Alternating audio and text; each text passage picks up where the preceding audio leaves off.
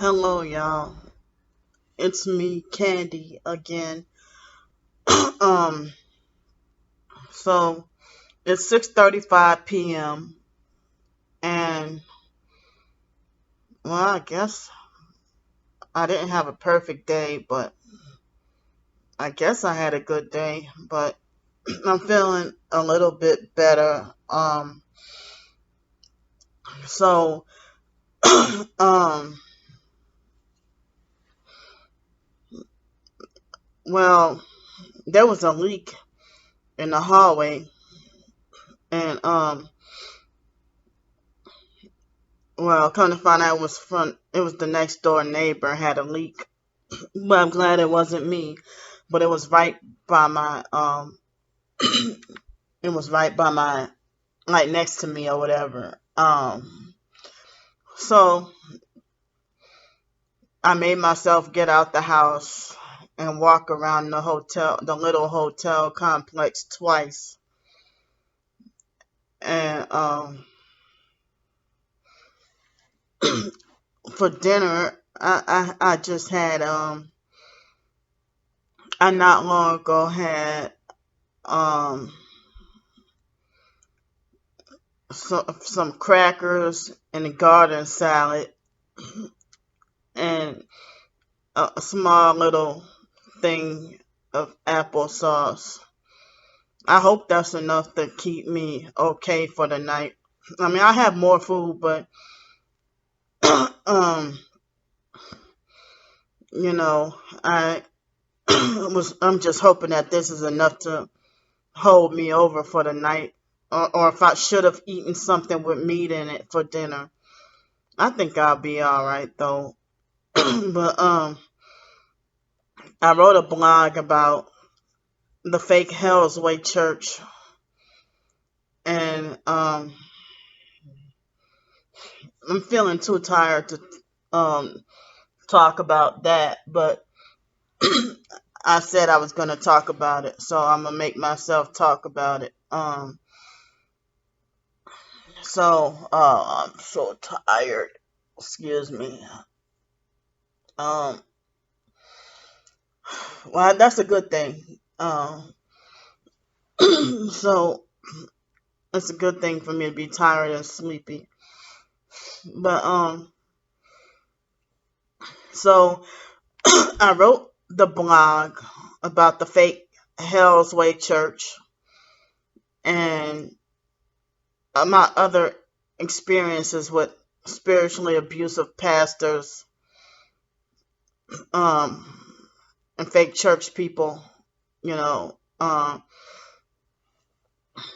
and it's kind of like in addition to what I was that yeah I think it was yesterday what I talked about how churches handle trauma and mental health or whatever. Oh, also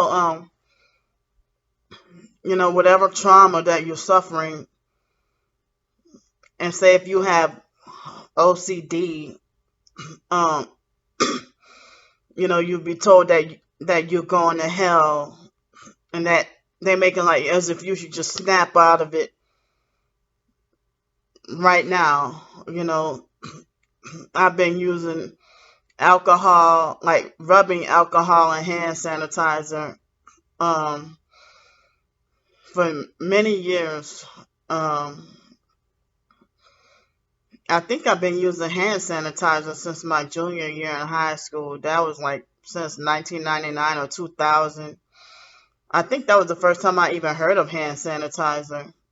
I don't even know when hand sanitizer was invented, but that was the first time I heard of hand sanitizer. I think I was in my junior or senior year in high school. Um, I don't remember, but I was in high school and having OCD and cleaning everything. Um, but I think I've been having OCD since junior high, and so you know that spiritually abusive lady that's not from the fake Hell's Way Church, but she was one of the people who I talked about in the blog.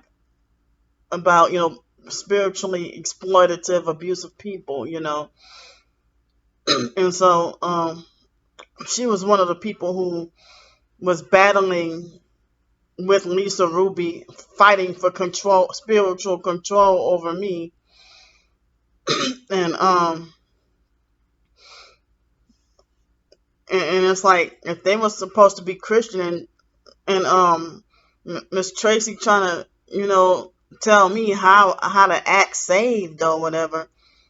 How the hell she fighting with or warring with having war with the other fake Christian lady? They're supposed to be truth. Both of them claim to be targeted individuals and acting like exploitative, fake TI perps, but then use use the have a fake biblical spin with it. They both acting like fake hypocritian TI perps. They both claim to be heavily targeted. And Miss Tracy, I remember one time she was talking on her website about being, the FBI coming and knock on her door and saying that her website was targeted as a hate site and stuff like that for, supposedly speaking so much truth or whatever. But I spent what seemed like maybe over 2 years reading Miss Tracy's website, and was shocked the abuse. I mean, it seemed like it was hard and nearly impossible to contact her. And I prayed and begged God to have a way to get me to contact her. It took a few months, but I was able to contact her finally. But then, I was shocked at the abuse I received. If y'all want to tell people how to be saved, but then y'all abuse people and then go to bed at night thinking you did nothing wrong, And so Miss Lisa and Miss Tracy telling me I'm full of devils, full of demons and whatever. And Miss Tracy try to say, you keep letting these devils make you think you have OCD. And then she tried to say, forget about that foster mom. That foster mom is not in your life. I'm like, well, wow, totally different from, like, she was blaming me for my traumas and abuse. But on her website, with the so-called Deliverance series, on her website, she tried to say, you are not a product of your abuse, and your abuse is not your fault. And she talked like she had compassion for people, who suffered severe abuse, but it seemed like people who've been especially spiritually traumatized, it's like I basically had no help, for anybody to help me heal, from all the kinds of abuse I went through, so with this targeting and gang stalking, with abuse that I continue to go through.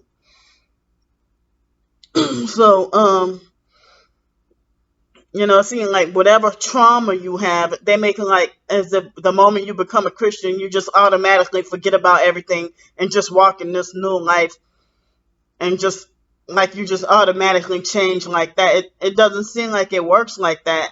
I thought that it takes time for God to work on you, or whatever. He might change some people in an instant, but I don't know if he changed everybody else in an instant. So it was more than just the fake Hell's Way Church, but they're the main theme that I'm gonna talk about. I already posted a blog, and I'm gonna link it to here this video. So I said on Twitter, I said everybody acting like they're either too scared or too good to read my blog. But I figured that the only people who get their blogs and books read are the ones who either talk about the sci-fi, fantasy, or thriller, or whatever, anything that's glorifying the world and the devil. or make the devil look, anything that make the devil look good, those are the ones who have lots of followers on Twitter. But people act like they think they're better. They're like, because they're like, ha ha ha. That's why nobody wants to read your stupid little blog. That's why nobody want to read your smelly ass blog or your stupid retarded blog or whatever. So I mean, even with other targeted individuals, they might have YouTube videos. The legit targeted individuals that have YouTube videos that hardly anybody watches, or they might have blogs that nobody really reads. But I I be sitting there thinking, why isn't this person, you know, why aren't there more out there? That them trying to, get their information out there. But some people who are targeted, they might prefer to not have that many subscribers or something like that, because not now I realize, you know, not everybody that subscribed to me on here on YouTube, not everybody that subscribed to me is a supporter, and not everybody following me on Twitter or Instagram is a supporter.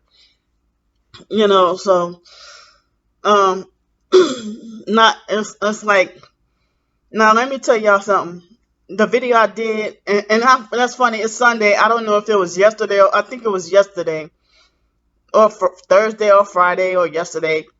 I talked about the video of me talking nonsense, and I put talk about crazy nonsense. I put it in quotes because that's what the way the psych world and gang stalking perps and narcissistic abusers, when I tell the truth, they say I'm talking crazy or talking nonsense or talking stuff nobody wants to hear.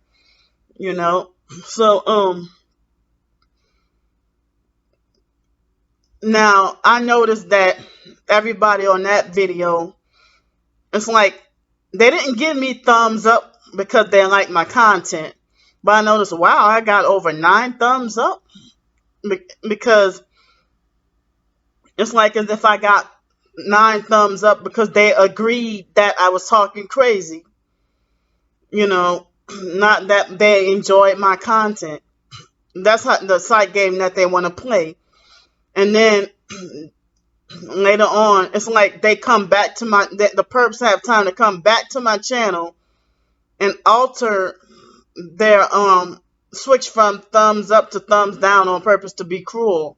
They did that to me before. So then I come back and realize that from 9 thumbs up and 2 thumbs down, they switch to 8 thumbs up and 4 thumbs down. Just playing games. But it seems like some people say don't think everybody's ignoring you, and they're like, well, there are people who are watching, but they just don't say nothing. But if people make it like as if I'm like, how am I going to get out there? It kind of make me feel like I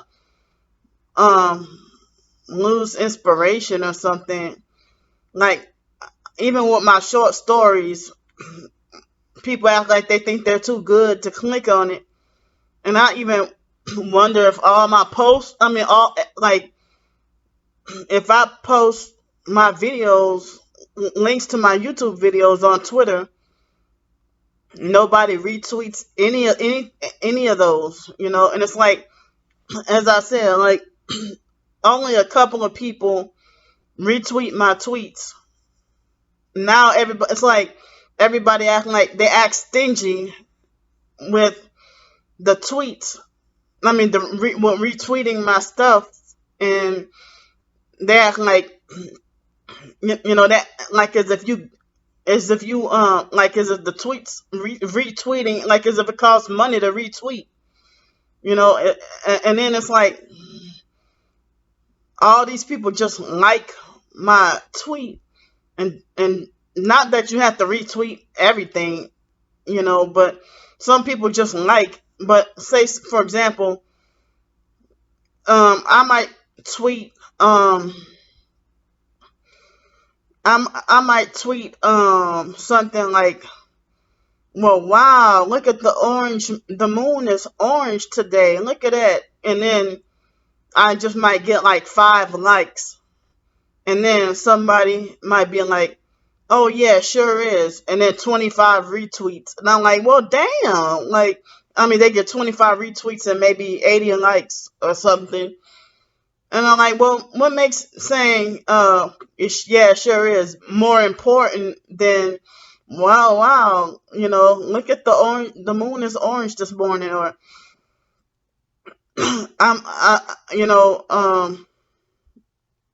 well, like say, I not long ago tweeted, I said, um, I said that, I don't have to be jealous of people who sold their soul to the devil, you know, and that might get like 10 likes and no retweets, maybe one or two from somebody who has like a lot their tweets protected or unlocked accounts. Those might be the only ones, or maybe there's one or two people who don't have locked accounts that might retweet. But it seems like as if it's made to look like as if everybody's more worthy than me. And I mean, I talked about this before, but even in my when I first started on Twitter, a lot of people used to retweet my stuff, and now it's like people ignore my tweets about my blog posts or my YouTube video posts or even my pictures that I post, and so made me feel like as if I'm just talking to the air, and every once in a while I might get somebody to respond or say something, you know. So I don't even know if people really are ignoring me like that, or if I am being just shadow banned, you know, or maybe some people might be trying to retweet my stuff and then it automatically undo the tweet, you know. So that's just like on YouTube. If I like and heart somebody's post and then it'll automatically undo the like and heart and then I have to do it again or keep doing it. And I don't want people to think I'm spamming or being aggravating, but that might be the case on Twitter. I don't know. So I got kind of off topic, but I'm gonna go ahead and talk about the fake Hell's Way Church. Um, so first of all, I was going to the food banks in Los Angeles after I had not long ago settled in and got my place to live on Section 8. 85, well, that's where I used to live, 8504 McKinley Avenue in Los Angeles. And they call that the hood. Um, it's off of Manchester McKinley, right behind that fish place.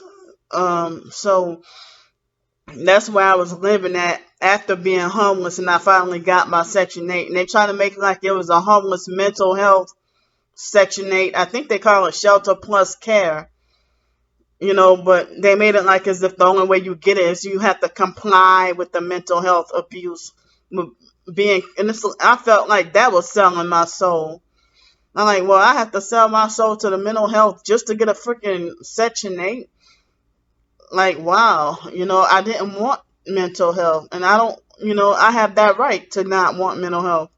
I'm not dangerous, so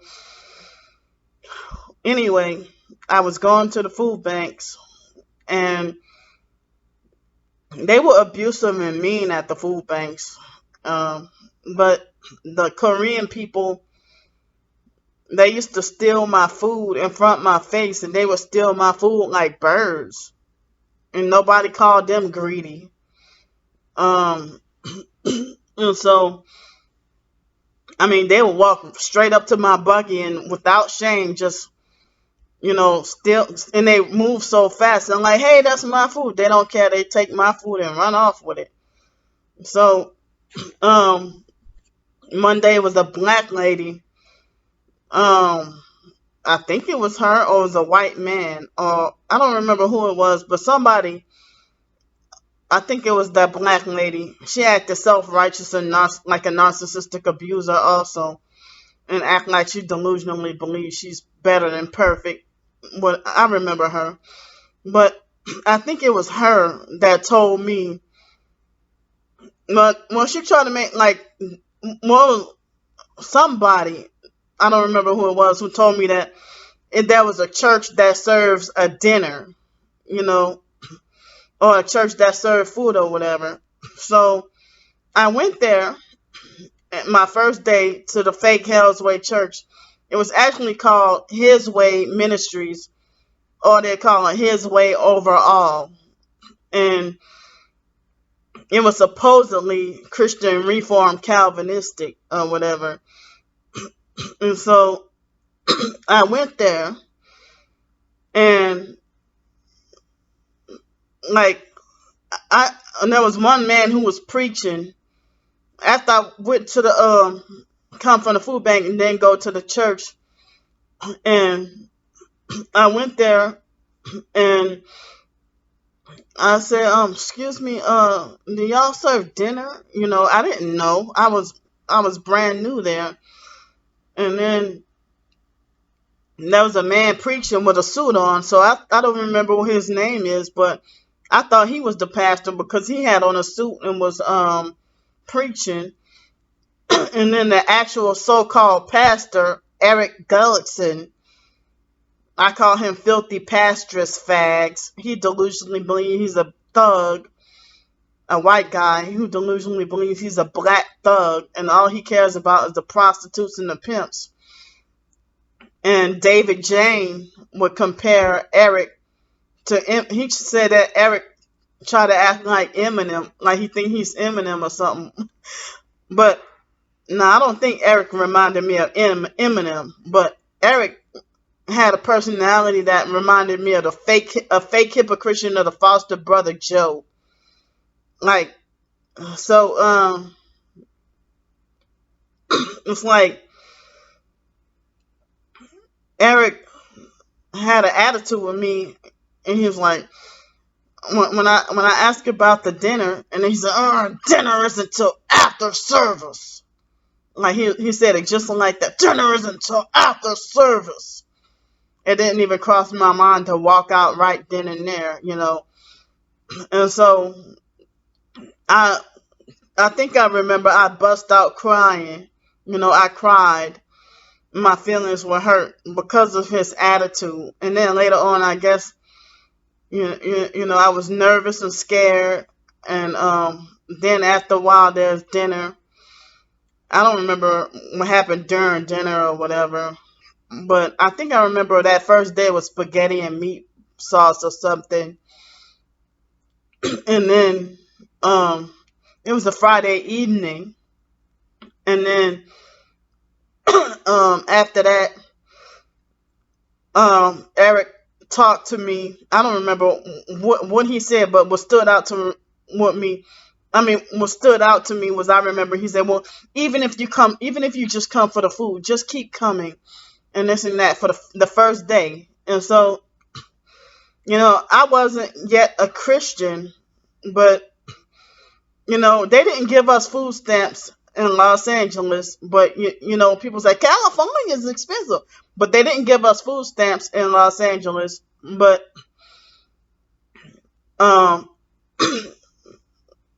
ended up you know, they raised my income up to my SSI. They raised up an extra $156.40 or something.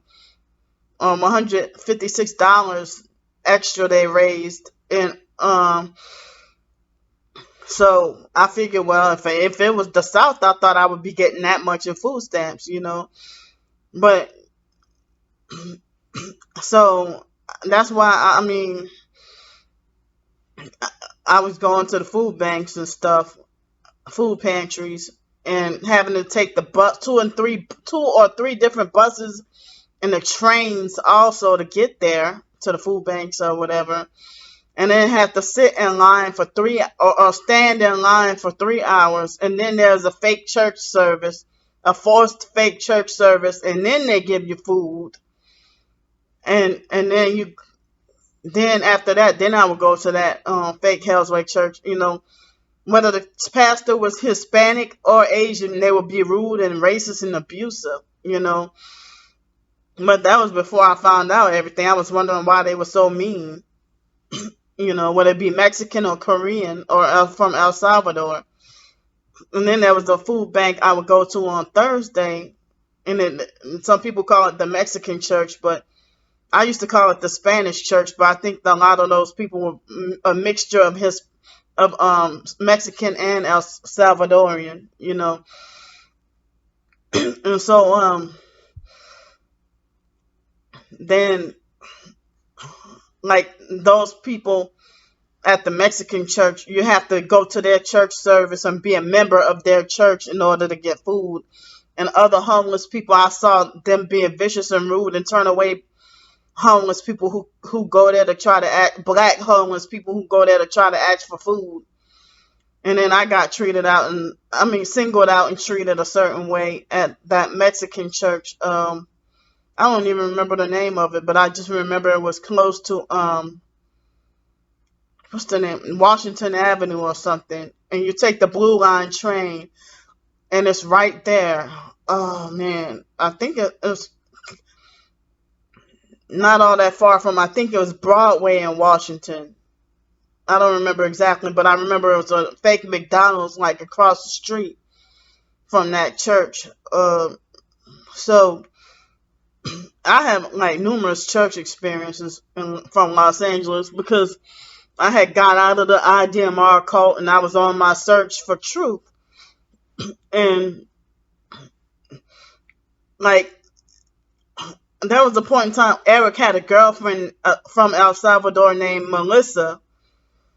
And Melissa used to she used to cook. She used to be in the kitchen cooking. And then, when I first got there, for a short while they were, she was cooking actual real food. And every once in a while, I don't remember how often they would have their fake ass potlucks. And even when I was new, if the food is like packaged cookies, and everybody treated my food like it was disease that I bought, while only the popular people, their food was treated with favoritism. And it's like everybody ignored me. Even the fake pastor, they all ignored me. And they ignored me and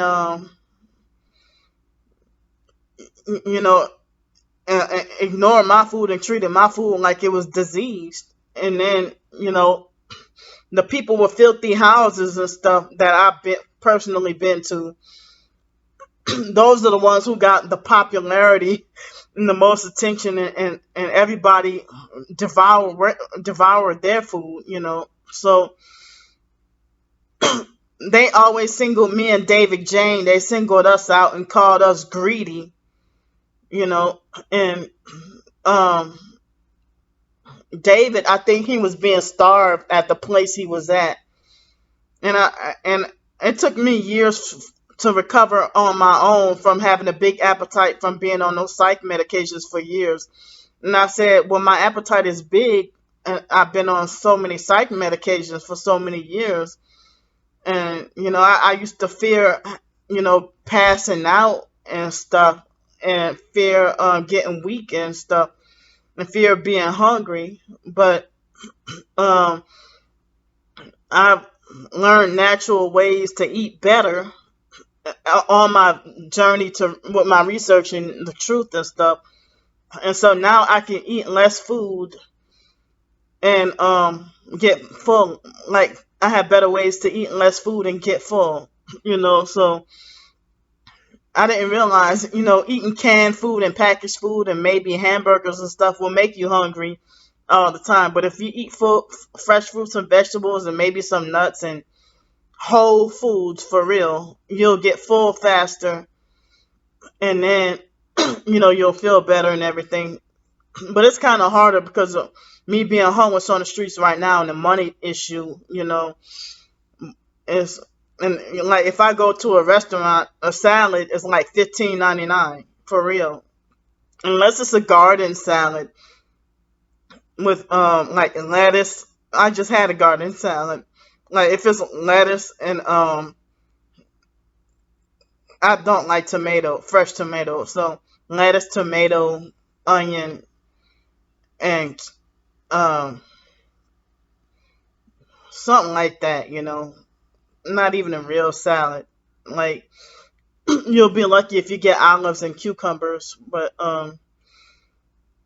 more like lettuce and tomatoes and onions, and they call that a salad, a garden salad or whatever.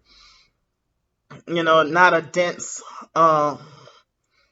It seemed like as if the 15.99 salads you get, they be like you'll be lucky if it's and cranberries, spinach and cranberries, pecans and cheese, and they call that a salad.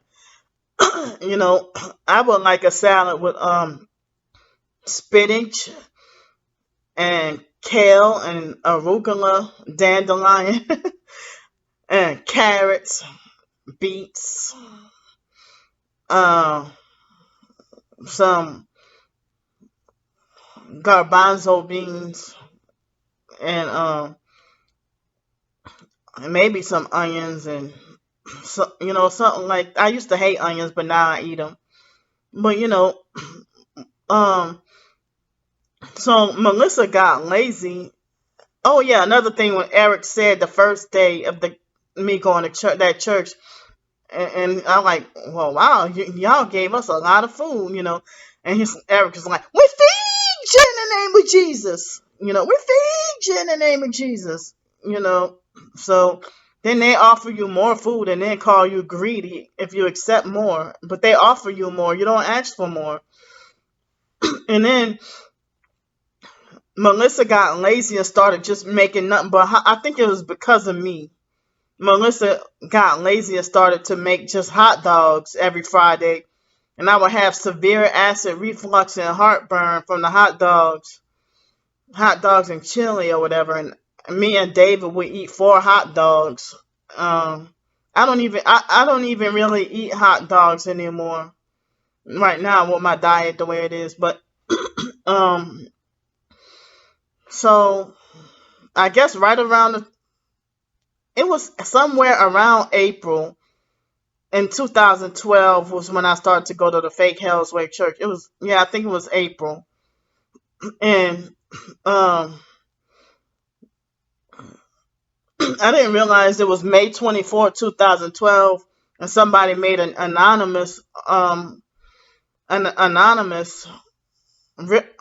complaint on the ripoff report talking about Eric having running a scam church and having clandestine meetings and stuff, and being full of tattoos and being a registered sex offender and stuff like that. Well, so fast forward to Friday, June 22nd, 2012. And that was the day I had called myself trying to tell Eric nothing but good news and positive stuff. And Eric kept ignoring me and getting aggravated and getting an attitude with me for no reason, while he was just doing nothing but playing ping pong with the other favorite church members when I was trying to tell him some good news and stuff. And then that night, for whatever reason, I didn't get sleep and I was sleep deprived. And then I went to the beach the next day and had an okay day. And I missed one bus in Santa Monica. And then I went to McDonald's. I was so freaking hungry that day. So hungry. And then, it was still daylight and I got raped by that Freemason. And so, well, it was daylight, but then turning dark later on. And then, the next day, I was kind of afraid to even tell the church. And I think I avoided going to the church for like a week or two. And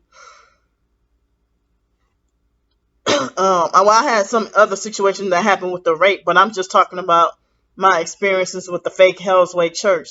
So it was a Thursday, and there was a movie night. No, wait, it was a Sunday. Um, it was a Sunday, and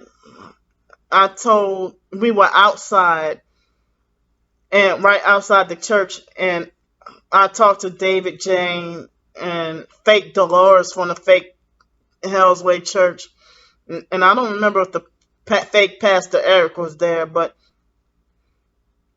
David Jane said, I don't remember if it was the Sunday before or the Sunday after, but David Jane, he said, no, the reason why they take advantage of us is because they think they see us as slow and stuff like that, and then fake Dolores, she ain't mentally got it all herself, but she's a self-righteous, stubborn, self-righteous, narcissistic abuser who turned out to be a narcissistic, control fake friend who lived in a filthy, nasty ass house.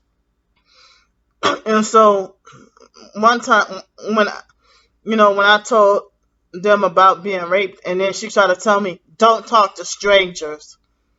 I'm like, well, if I was in my late, like 28 years old or something around that time, and you talk to me like I'm a retarded child saying don't talk to strangers, So, like when it was a Thursday and we were at movie night, and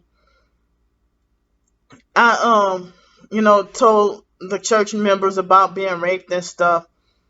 And fake Dolores and her gay son Michael were the first to get hateful and turn against me and start to act different. And then they turned against me, and everybody like started to when we went to the like Melissa did not. I mean, Melissa and Eric. Well, Eric was already an asshole and mean, and it's like I was clearly not the favorite. While Eric would choose favoritism with certain members of the fake church. But, and then they had this guy, he used to treat me mean, and he was homeless, so I used to call him Dirty Bill. And so, he used to act like used to beg Bill to come to his house to take a shower, and Bill would refuse and act like he was scared. So they were saying that Eric rapes homeless people, or that Eric that he exploits and take advantage of homeless people or whatever. So I don't even know if it's true that he raped homeless people or whatever, but I heard he take advantage of homeless people. And David Jane acting like he himself was smart enough to point out that everybody in the church was either homeless or disabled or mentally, seen by society as mentally slow or whatever. And, somebody who's easy to take advantage of with the people who he recruited to that church. And so,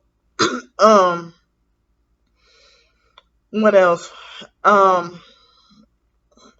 So when we went to an outreach one Saturday, and then I was trying to help with the burritos, and Melissa was extra brutal and abusive and controlling towards me. And I think I remember they acting like they didn't even want me to help them prepare the burritos. And then when they went to the outreach, Melissa acted extra controlling and treated me like they all just turned against me and just ostracized me, for telling them about being raped. And then Melissa got hateful and turned against me and started to act different. And, she stopped being nice to me and stopped listening to me talk. And, she tried to say, venting for 30 minutes is a sin, and we've been talking for over 30 minutes now. And try to say, you can only vent for 30 minutes, and after that, it's a sin. And one time, Eric tried to say that you can only vent for 3 days, and then after that it's a sin. And Eric would say stuff like tithing is the only way to salvation. And they seem like it seemed like as if I was a threat for questioning, confronting. Like then it was a very tiny little church that wants to take all your money, you know, um, take all your. And Los Angeles churches, they're part of that fake prosperity gospel. They rob you out of all your money. And Eric would wear the same shoes every day. But I was wondering how the hell he wear the same shoes every day, but they look in the same clothes every day. But every day he looks so fresh, and everything looks fresh and new every day. I don't know how. Like the shoes never looked like they wore out or got messed up or anything.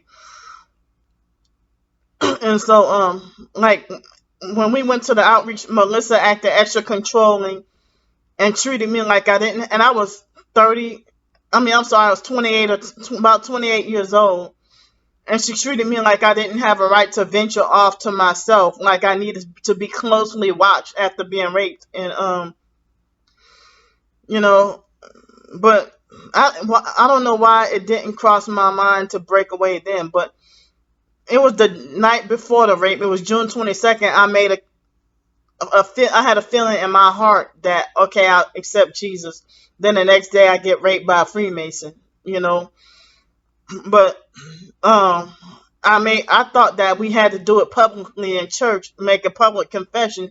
So it was like Sunday, July 15th, I made like a public confession that I turned my life over to Jesus and become a Christian or whatever. And and so the neighbors that lived in that little complex, tiny little complex where I was living at, they were the first people who I told that I gave my life over to Jesus and became a Christian. And they were excited for me and stuff. But then, after like a year later, they started perping me and being very abusive and stuff. So anyway, I'm trying to stay on topic. So, yeah, Eric, there was a point in time I was depressed and I hadn't gone to the church in a long time, and David Jane would sometimes tell me that Eric is lying to the church and telling everybody that you're a prostitute and stuff, and to pray for you because you're not, and that you're not going to church because you're out prostituting. I'm like, well, that's one of the biggest freaking lies, because I would be home by myself and just, home by myself and don't even have any TV. I'll be home either researching or just moping around being depressed, So I quit going for a while. I don't remember how many months, but there was a point in time when Eric trying to force me to go back and try to threaten me into going back, and I refused still, trying to say, well, if you don't, and I'm surprised that they kept trying to keep tabs on me. If I'm clearly not the favorite and get singled out and stuff, why the hell you want me to go back to your fake church? And if you ignore me and get an attitude with me and treat me like I'm not welcome. And then after that, it was around November, I started going back, and they had the secret dinner or whatever. I think it was a secret Thanksgiving dinner that everybody, or was it an early Christmas dinner or a Thanksgiving dinner where the whole entire church, like as if everybody made a secret, had a secret dinner to go to in Pasadena, and the secret was kept from only me. That I was the only one who, I didn't find out until later that they kept it secret from me to go to the special little dinner or whatever that they went to. That it's like as it was supposed to be my form of punishment, and to not be allowed to go to the special dinner that they had or whatever. And then one time we were in, like, it was a Thursday, and I guess it was Bible study, and I decided to come back, start going back in November, and um, when I went in November of 2012, and one time that I think, did I mention in the other video? Yeah, about the Asian guy Kevin. He said, you know why you wanna, you know why you got have your strokes, all those diseases like your strokes and your Tourette's and everything, because you don't forgive, and referring to, the rapist or whatever. But I'm like, how can he say something like that if I had strokes and whatever when I was 5, and I have been having Tourette's since a kid? But he doesn't know whether or not I forgive, you know. And so, but then Kevin hated me, and they all hated me, like as if I violated them or did them something. And people weren't even nice at that church. Even before I mentioned about the rape, they had some people who weren't nice, like this black lady named Coco. She used to make the clicking noise with her gum really loud in church. And she was normal to me, but, she got hateful and turned against me and started to act like extremely vicious when I told her that the gum hurts my ears. And then, Melissa said, well, gum is not supposed to be chewed in a sanctuary anyway, So Coco treated me with hate and stuff like that, because when the gum really noise hurts my ears, And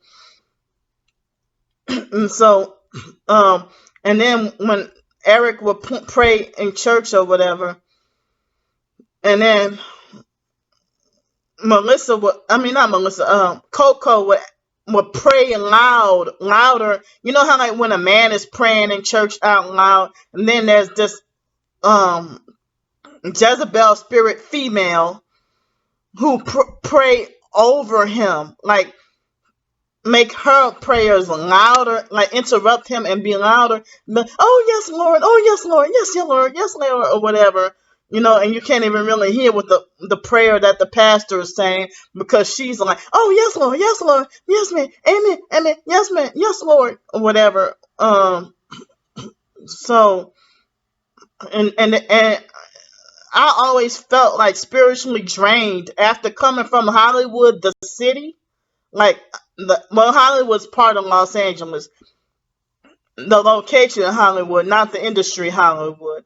But when I come from Hollywood, and when I come from the fake Hell's Way Church, like, as if I would feel spiritually drained and on the verge of an emotional meltdown. Like, after every church service, and then after I stopped going to the church, or after I stopped going to Hollywood, I quit.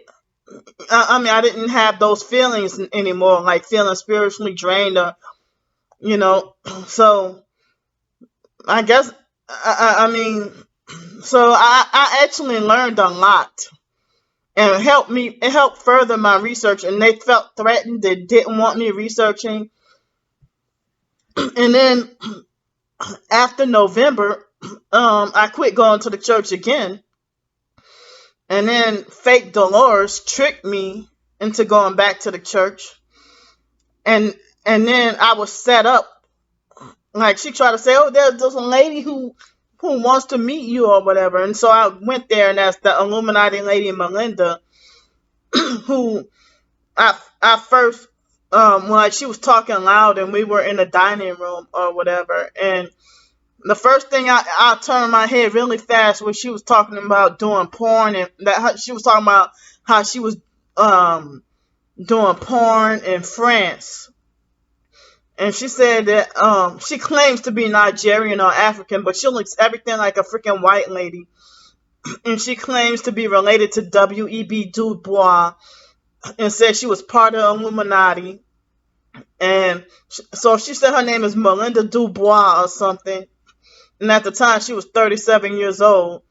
And she said she used to be an MK Ultra victim, but she arrogantly bragged and boasted about, like, she tried to pretend to cry and play victim and sing that, made it like as if the Illuminati, like as if she was an MK Ultra victim and doing porn in France. And she said she used to have sex with animals or whatever and do those rituals, be forced to do those rituals.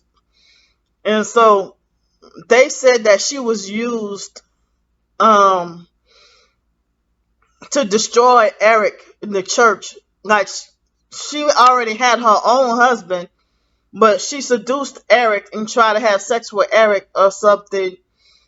And then Eric lost his position as a pastor, and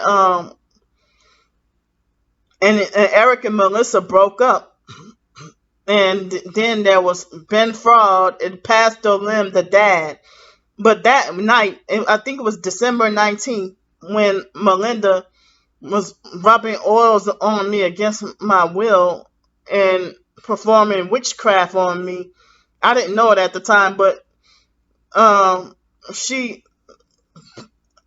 it's like they locked me, her and Eric locked me up in a room and interrogated me and aggressively demanded an answer for why I quit going to church, and then condemned me for my Illuminati research.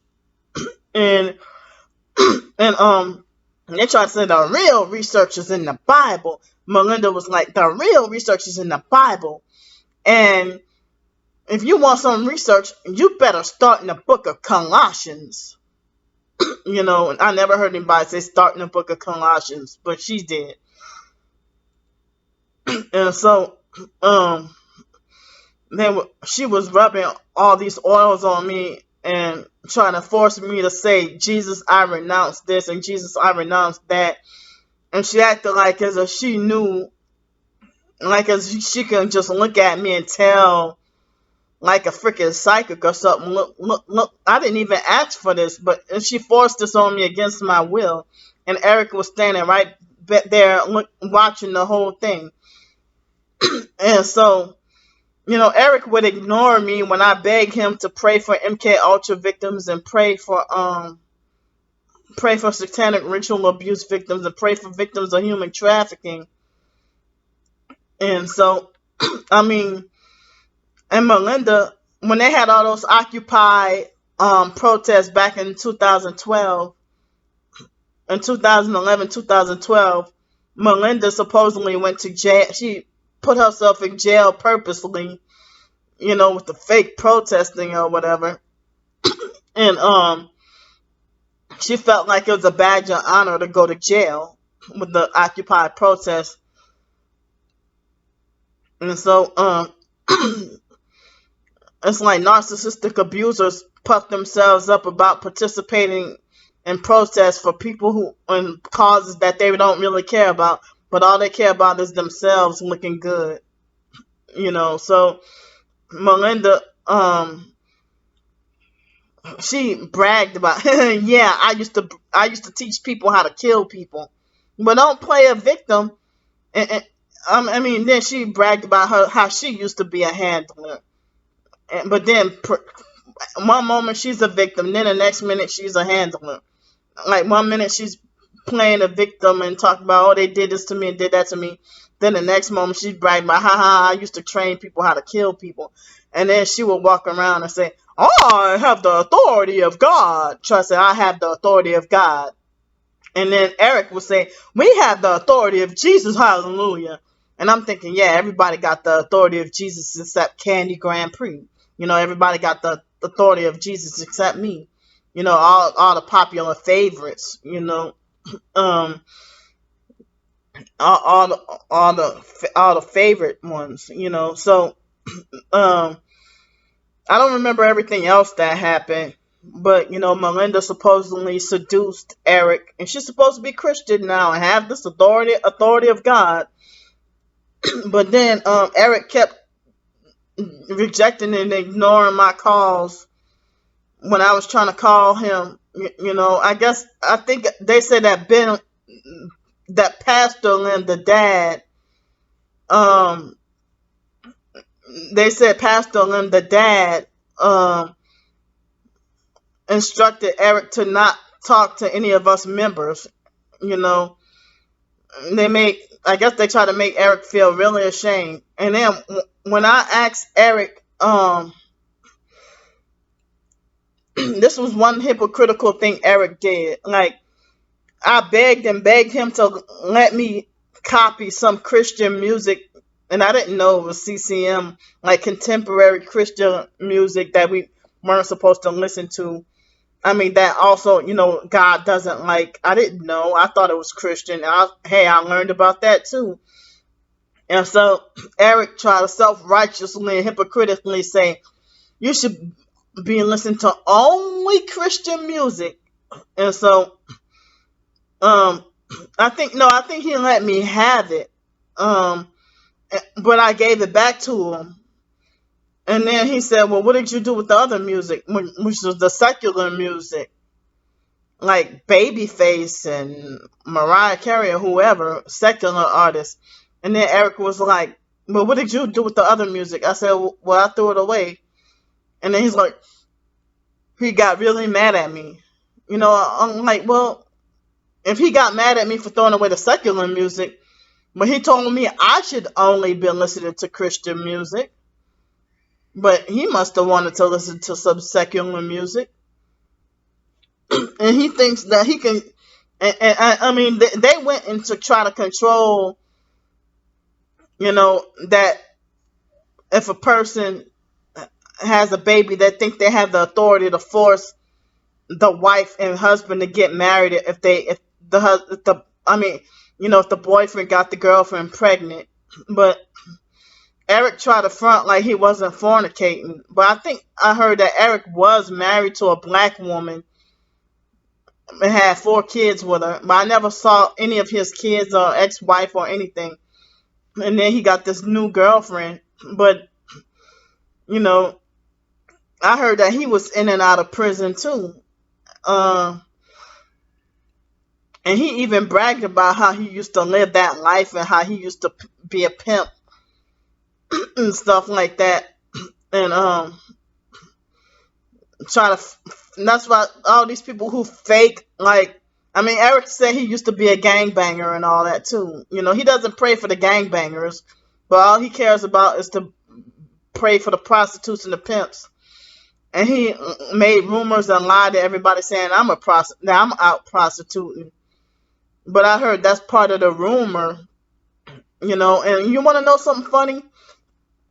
When I went to take my short little walk outside this afternoon, they had perps, and I can't even just walk around a complex without heavy perping. And then they had black people get out in an avalanche, like a Chevy Avalanche, and funny headlights. And the girl was dressed like a prostitute skank. I mean, after I just talked about, earlier in my other YouTube video about, sexual assaults and stuff, And so she come out dressed like a skank. I never dressed like a skank. She dressed like how a prostitute would dress, and got out with some man and acted like they were going to the front office. And then I come back like less than 2 minutes later and the truck is gone. And I'm like, well, what lies? And I knew they trespassed on the property. And I'm like, what lies did they go and tell the front desk people about me? Or what communication are they doing? And then they had more perps outside, and so it's like, it's okay for them to trespass on private property, so anyway, so sometimes it might not even be directed conversation. It might be they just show you something that's reminded you of something that you talked about before. Like when I wrote, like about a month or 2 ago, I wrote in my on not one of my short stories, but the big book I'm working on about a guy that's compared to Tupac. And then less than 5 minutes later, It's a young white boy who should know nothing about Tupac because he's so young and like he's wearing a Tupac shirt.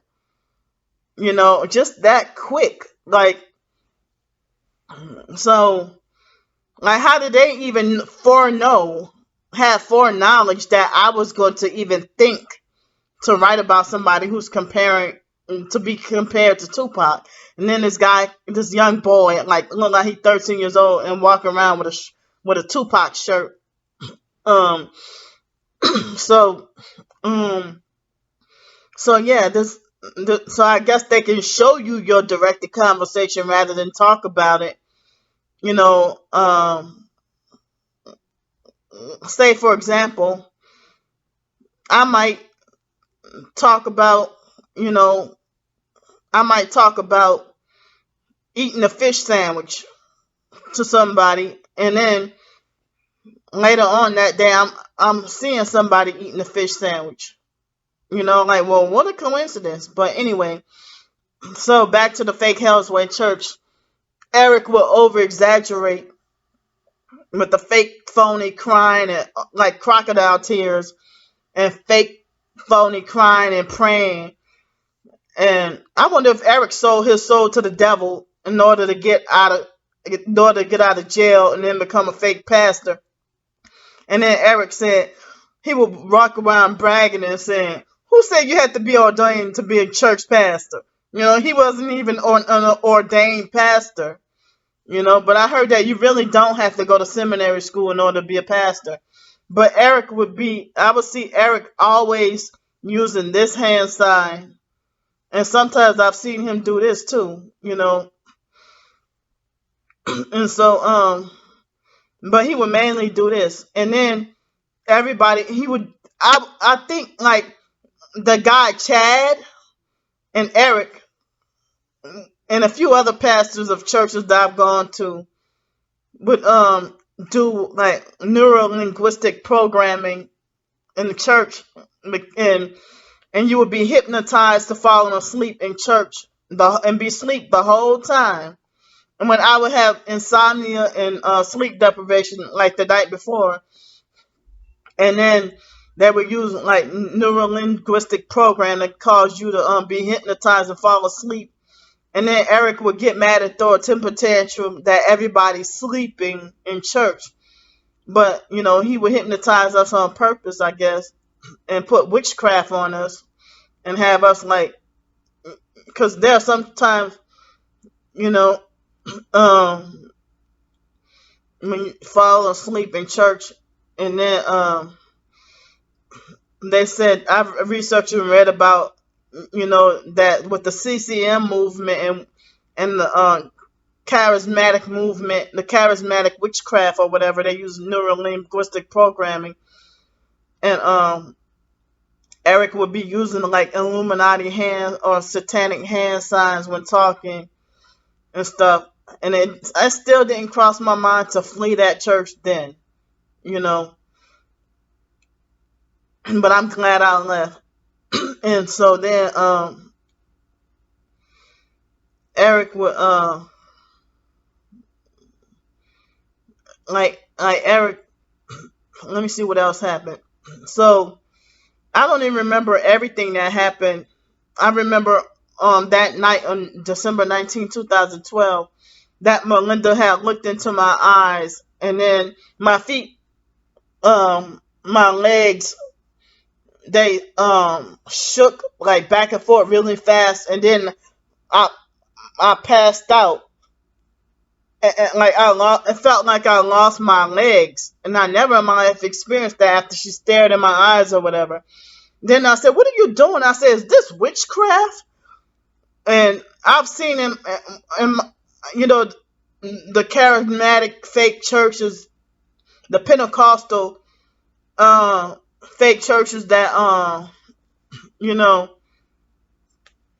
that they make mainly the women, because I never see them make a man faint in church. It's always the women, that are made to faint in church and stuff. And then when they try to make it like you're slain in the spirit or something. But I didn't play that. I didn't like. But I mean, I heard that some people making women faint in church or whatever. And one time I went to this church, and this pastor, fake pastor, a black pastor hypnotized and brainwashed everybody into giving him all their money. And then those are the same people who they roll their eyes at the homeless on the streets who need help. And the pastors don't need your freaking help. And people respect the pastor as God and worship the pastor. And I saw at that church that a black lady had fainted, like they made her pass out like as if she was temporarily dead. And then immediately they threw a blanket over her like as if she was dead. And I hurried up and snuck and ran out that church. Never went back either. And so I've done some research on the Pentecostal charismatic movement.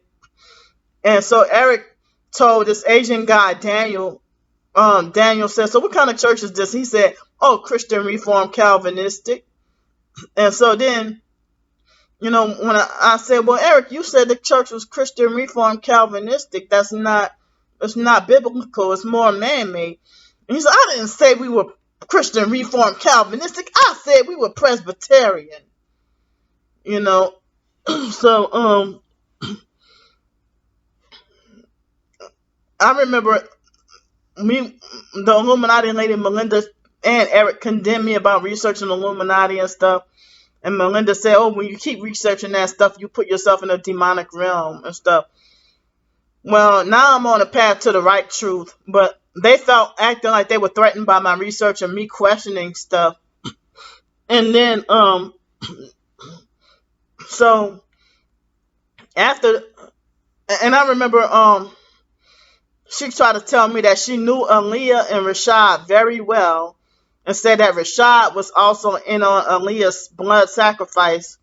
And I think on purpose just to make me mad, she tried to tell me that she used to do that she herself used to do sexual rituals with Aaliyah. Why they gotta be the sexual ones? But and then she tried to say that Rashad helped build the blood oath covenant for Aaliyah's sacrifice. So, she acted like she knew all that much, So, and some other stuff. I don't remember everything. But then after that, Ben Lim, which is the son, not the Pastor Lim, the dad. Oh yeah, one day Pastor Lim, the dad, kicked me and David Jane out the church for not being Korean. And we tried to sit in on a Korean church service and we weren't allowed because we're not Korean. And he wanted to make us wait until the American church service. And I'm like, well, what if we just wanted to hear the word of God in Korean? And so then one time when I told Eric about it, and then Eric said, did he say that? Or was that just his attitude? So so then Ben Fraud, he had Ben Lim, I call him Ben Fraud, and he criminally, illegally, and undeservingly got to travel over 30 countries in 8 years. And Ben Fraud, when he took over the His Way Church, and he tried to tell me, David Jane said that Ben hurt his feelings because he said, because I hadn't gone to the church in a while. So Eric made that smear campaign and false rumor that I'm greedy and just come for the food. Just because I was brand new there. But I started to go there and be interactive and participating in the church and, trying to do whatever, but I think they were mad because we didn't tithe, but I was too poor and didn't have the money to tithe, so neither David didn't have the money to tithe either. And one time, Eric said this to David Jane. He said, you can eat 6 plates of food, but you can't tithe, David? And Eric acting like he worshiped tithing, try to force shove tithing down our throats, you know, and just want to take people's money, you know. So, me and David were too poor to tithe anyway. You know, if I had the money to tithe, I wouldn't need to go to food pantries.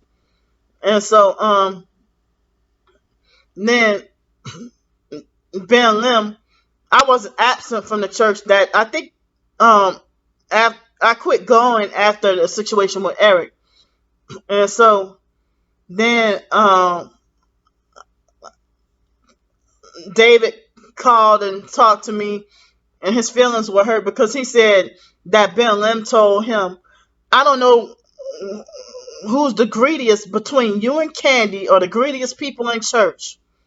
You know, and Ben Lim, I'm like, how would he know that about me if I only met him one time, and it was like a brief moment, and he didn't even see us eat, you know? So he had to have gotten that information from Melissa or Eric. And I didn't even know Eric felt that way about me. But, you know, Eric being fake nice in order to keep my membership. But, you know, if he's saying all kinds of shit like that behind my back, you know, that being David Jane are the greediest people in church.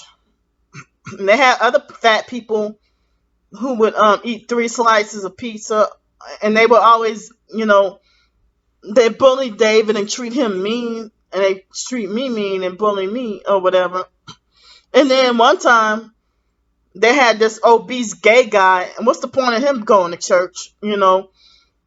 This obese gay black guy called me greedy to my face in church, and then self-righteously he lied, and he tried to self-righteously say he eat only 1 small meal a day.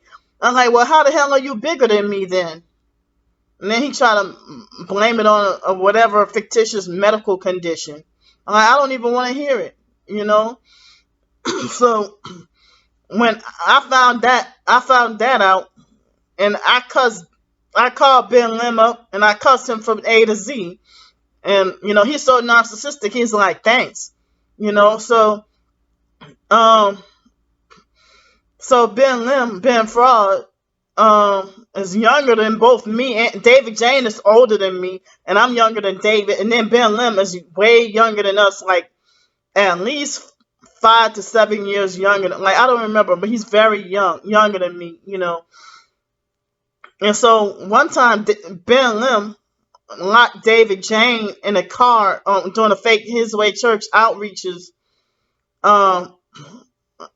Eric would have that outreach and call it Burritos for Jesus, where he would pass out burritos and bottles of water and some clothes and stuff too. And I guess I participated only that one time in the outreach, and then the bus driver was driving reckless and slamming on the brakes and stuff, the transit bus driver. And I was freaking scared the whole time, and we had to ride up and down these hills and stuff. Bus driver couldn't drive. I remember that day.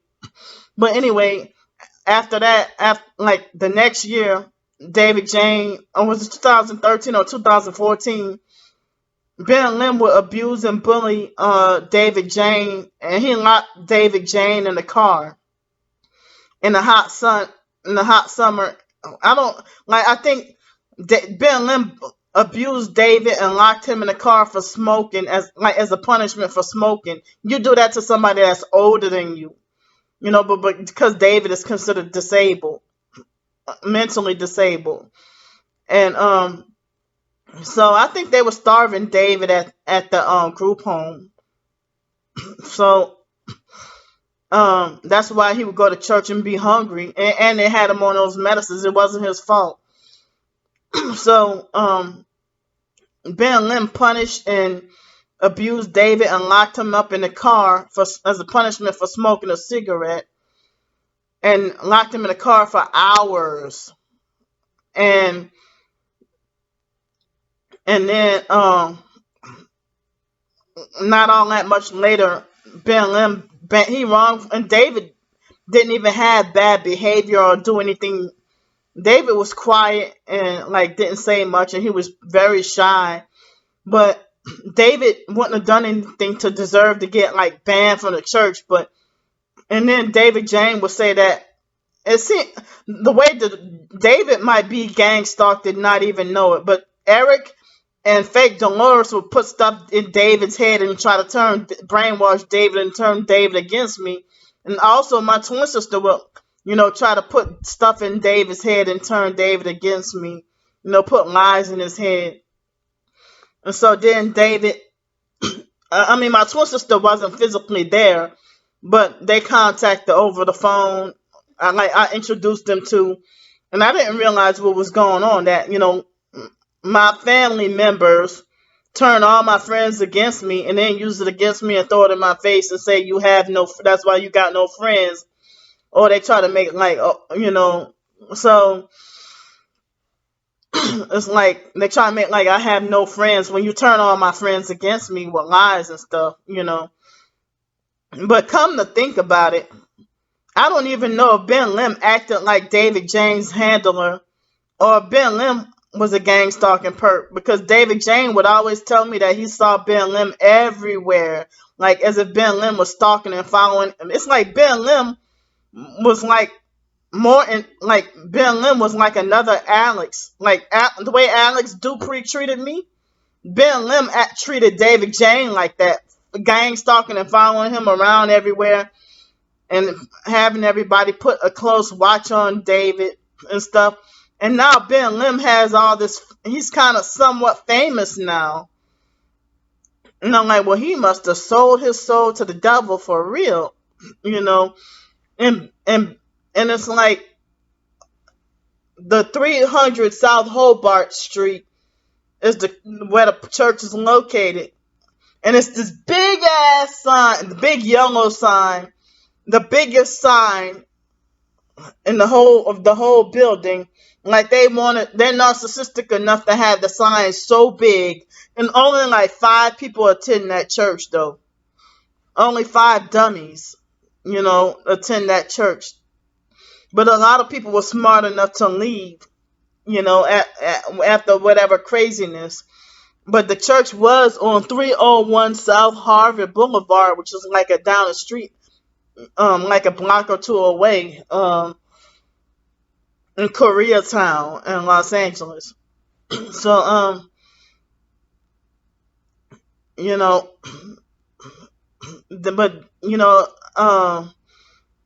and so one time I was on the phone with Ben Lim, and he tried to say to put emotions before logic is a sin, Candy. When I told him, well, you say stuff that you hurt my feelings, whatever. So they had their own false opinion on what's a sin and what's not. Like Eric tried to say that his mom died, and that you can only grieve for 3 days, and then after that it's a sin. So that tells me he might have blood sacrificed his mom. Nobody should tell you how long you can grieve over your family, loved ones. Trying to say that God told him to only grieve for 3 days. Yeah, why is it you can only grieve for 3 days, or you can only vent for 30 minutes? You see that pattern of threes? So, wow. I don't remember everything else about them, but Ben Lim is highly narcissistic, and he got away with torturing and abusing David Jane, and was never held accountable. And now he doesn't even have a criminal record, and people like him is like one of the well-respected members of society. And so then I went to this other church with these people named Chad and Fabiola Wallen or whatever, and they were like a stingy church that nothing was free, and you'll be lucky if you get a half a slice of orange. That's all you get. No dinner, no nothing. Certain churches don't give you food to eat or anything. And then like there was this homeless man in Greenville, South Carolina, and this abusive church people turned away this homeless man who hadn't eaten in 3 days, and they turned him away unless he would attend their church service first. And that man was hungry and starving, and they didn't care. They wanted him to attend the church service first and didn't care that he just got out of the hospital. But back to Chad and Fabiola, they had a lot of books and nothing was free. And then Chad did the neurolinguistic programming with, I was wondering why I was falling asleep in church and the whole time throughout the sermon and dozing off. And then he was talking about fake deliverance or whatever, and he was evil too. And then he tried to say, your sin, no, he said, your sins are your fault, and you open the doors. And then he tried to bully, harass, and lecture me about making excuses.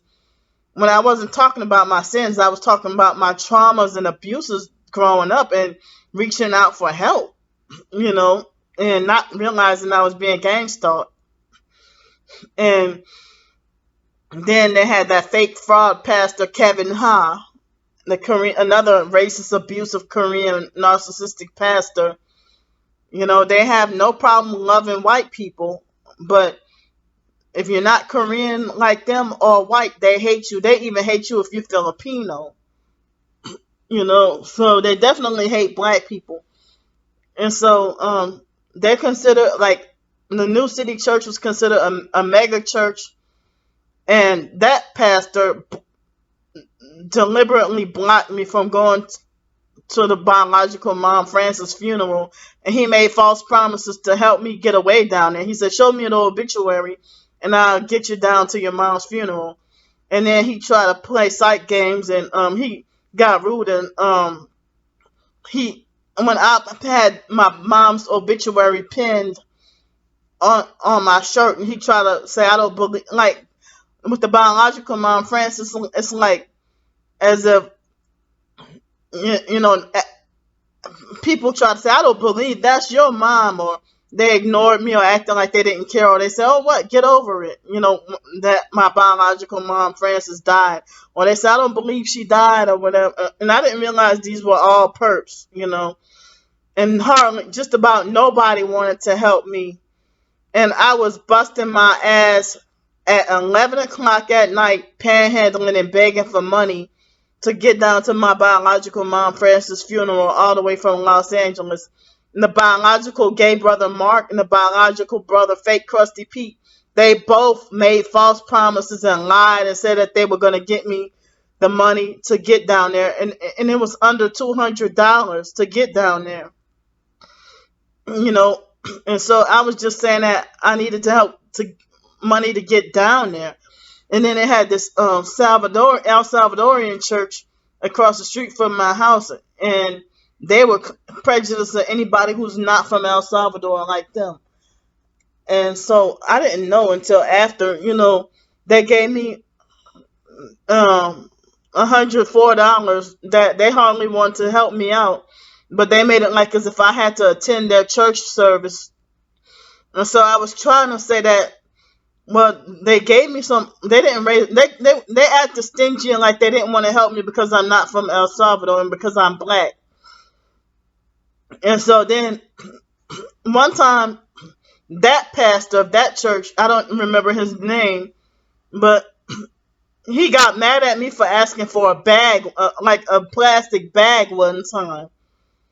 And it's like, when he said, we already gave you $104. What more do you want? That's all we have. Like, before, I wasn't even trying, I was just trying to say that it's not the sufficient amount of money to get me down there. So I was trying to ask, well, should I give it back? What should I do with the money?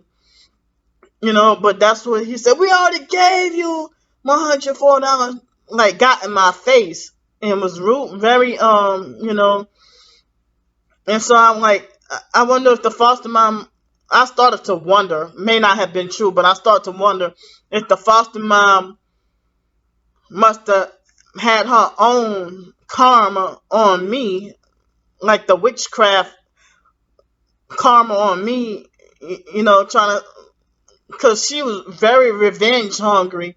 Like, I'm going to show you, and then go seek out her never-ending revenge.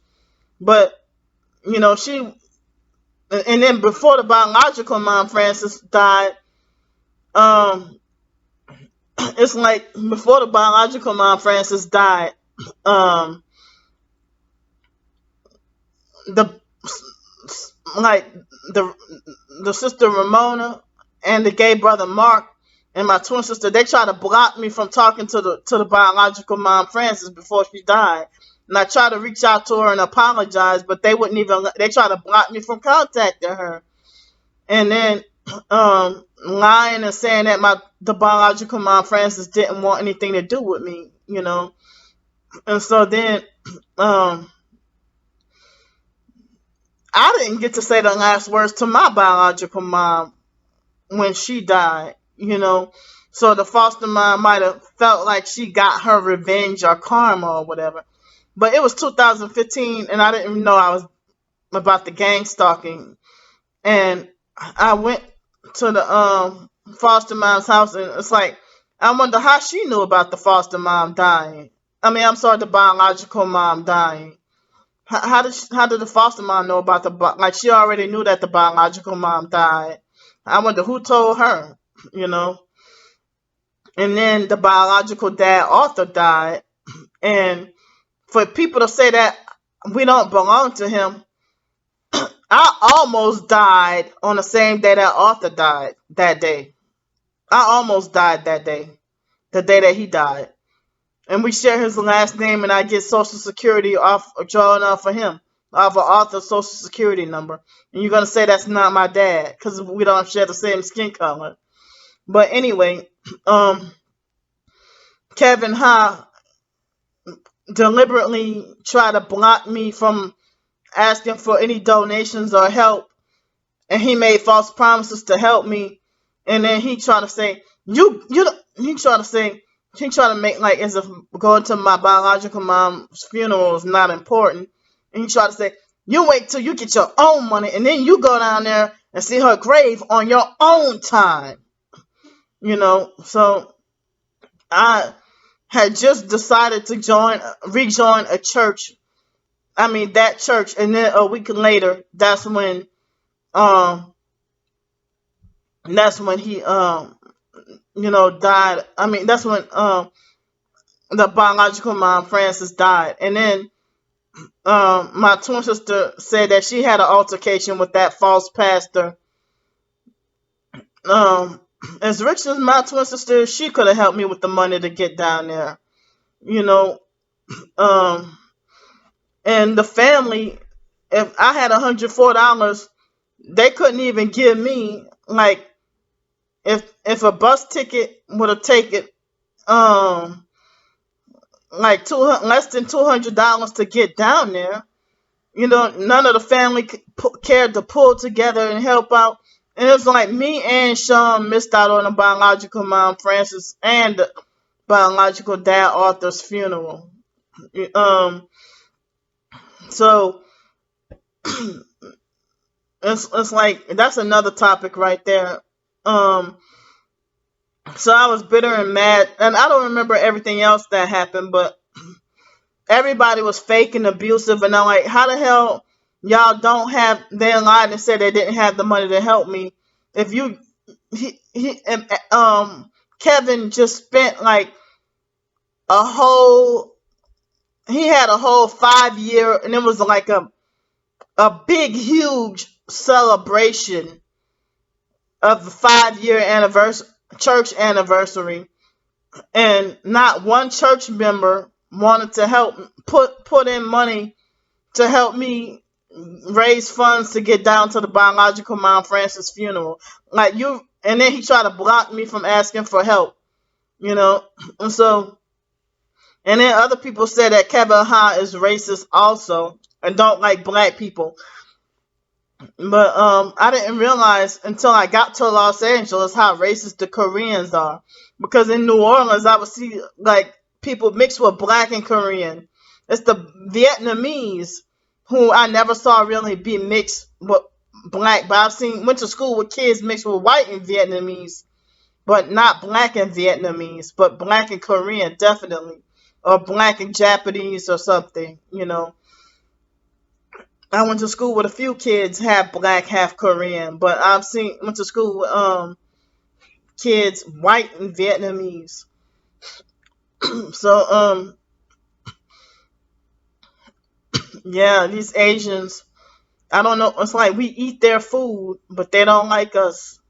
Um, and we get our nails done, but they don't like us. I don't know if Asian people hate us so much. Why do they plant laundromats and nail shops and Chinese food places with high black people in Los Angeles used to talk about that too, about the high amount of MSG that they were putting food for black people to eat, but they themselves wouldn't even touch that MSG that they put in food for black people to buy and eat. The racist Asians in Los Angeles, like the Cambodians and stuff like that. So